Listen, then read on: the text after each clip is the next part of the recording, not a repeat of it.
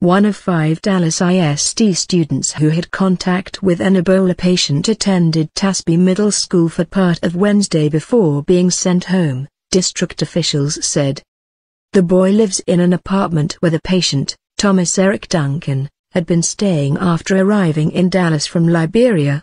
Health officials told the family Tuesday to keep the children out of school until the 21-day incubation period for the virus passes. We're not sure why the Tasby student showed up for school on Wednesday, but once he was identified, he was asked to go to the nurse's office so that a parent could be contacted. During the limited time he was on campus, he showed no symptoms yesterday either, DIST spokesman John Darlander said in an email.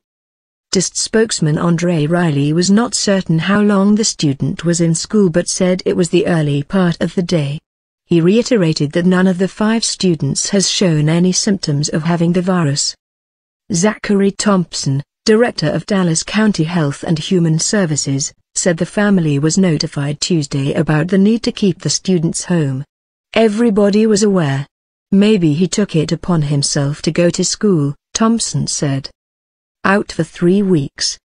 The 5 students, who have not been named, attend Conrad High School, Tasby Middle School, and Hotchkiss and Rogers Elementary Schools. They are to stay out of school for 3 weeks and will be monitored by Dallas County Health and Human Services. Despite assurances from Superintendent Mike Miles that the schools are safe, those campuses saw a decline in attendance Thursday. The schools had 86% attendance, down from a normal rate of about 96%. The attendance rate was unchanged for the rest of the district and the teaching staff. DIST didn't provide attendance information by school. Some parents took their kids out of school early on Wednesday after learning about the 5 students. Others picked up their children at the end of the school day and said they might keep them home until they feel it's safe. Before the start of school Thursday, parents and students talked about their concerns. Ashley Jackson said it was a tough decision to send her 5-year-old daughter to Rogers Elementary. My major concern is if she catches the virus, Jackson said. I'm still scared even now. Larry Williams dropped his son off an hour late at Hotchkiss Elementary after debating whether to take him to school. I'm scared, though. I'm scared for myself, too, he said. I don't know what to think anymore. At Conrad High School, teens strolled in pairs or small groups, chatting about the Ebola news. A swarm of reporters pulled some kids aside to get their thoughts. Some students chose to disconnect from the fray by putting on headphones and walking alone, but many shared their concerns. Concerns about bullying. Angela Gandhi, a 14-year-old freshman, said she was concerned about possible backlash against the children of African immigrants who live in the diverse neighborhoods near Conrad. They've started to bully the African kids, she said. So many refugees are bullied around here for speaking different languages, doing things differently, and listening to different music. It's not American music and they get made fun of, Angela said. Now it's getting worse because of Ebola.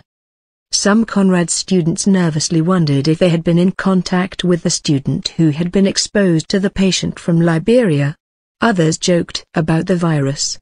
One girl shrieked when her friend used borrowed chapstick, "You're going to use that, with Ebola going around?" Miles visited the campuses Thursday, as he had done on Wednesday, and sought to alleviate fears at a news conference. "We have additional nurses and health professionals," he said. "Our nurses are making 2 rounds during the school day in every classroom. They don't usually do that." The district is helping the 5 students keep up with their schoolwork while they remain in isolation at an apartment complex in the Vickery Meadow neighborhood. After school Wednesday, a cluster of boys waited outside the apartments and talked about their friend from Tasby Middle School. With a beat-up football in his hands, 13-year-old Marcelo Catalan described his classmate as smart and generous. "He likes to share.